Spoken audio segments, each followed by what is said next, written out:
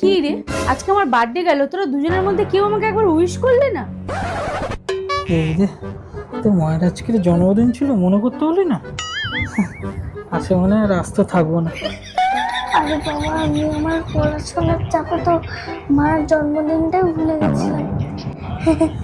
বাবা, তুমি জলদি কিছু একটা বের করো, নাহলে মা এক্ষুনি পুরো চিড়ে চাপটা বানিয়ে দেবে। পার করবো ওঠে করা না। জন্মদিন তোমাকে দেখলে কেউ বলবে যে তোমার বার্থডে এসছে? পুরো 12 বছর লাগছে গো এখনো।